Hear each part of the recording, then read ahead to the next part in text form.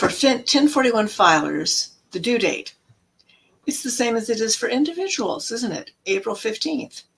However, if I do an extension, okay, the extension on a 1041 will create a due date of September 30, okay? And to apply for an automatic one, we're going to use the application for automatic extension, the 7004 on it. I know that that can be filed electronically just like they can for individuals. But watch the timing on this. It's September 30 for the due date of a return that's on extension that is I'm going to say a normal 1041, because there are certain types of 1041s who don't have that normal due date. If you have a fiscal year filer of an estate or trust, then that 1041 has to be done on the 15th day of the fourth month following the close of the tax year. Because if it's a fiscal year estate or trust, okay, it can choose its fiscal year end, and then you have the 15th day of the fourth month following the close of the tax year, which makes them just a little unique. You know, I find it really important in my software to be able to look at the column, have it printed out, have it on the screen when I have my list of clients as to the due date and or the extended due date of these entities, because the normal rules sometimes aren't normal for a particular trust.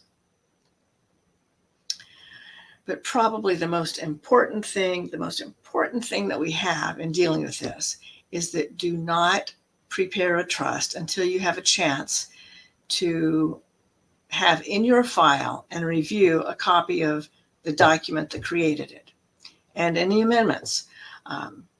If it was created because a person died and they had a will, they didn't have a trust already in place, but they had a will, then you're going to need a copy of that will.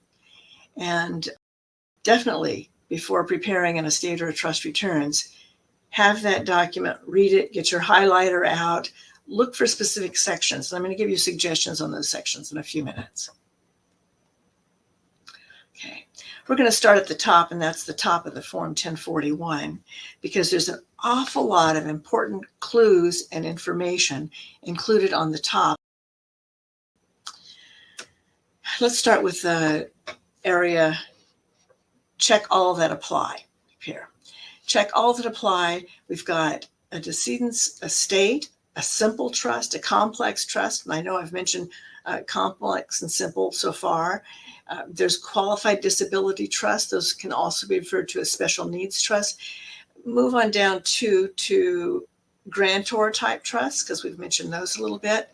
Now, the other three that I haven't mentioned here, an ESBT, an electing small business trust, okay, is beyond the scope of this presentation, but it comes into being if the person who passed away owns S corporation stock, and you have to make a election to create and hold those stock in an electing small business trust, because S corporations, partnerships can't hold trusts. Okay, so you need a special box for it to go into, so it doesn't blow up the election that's made by the other members. Okay. Bankruptcy trusts, and there's bankruptcy estates under Chapter 7 or 11, as well as pooled income funds. So the variety of types of trusts. Our focus is going to be on the ones that the 1040 type clients most likely are going to see, which is the first 4 on this list.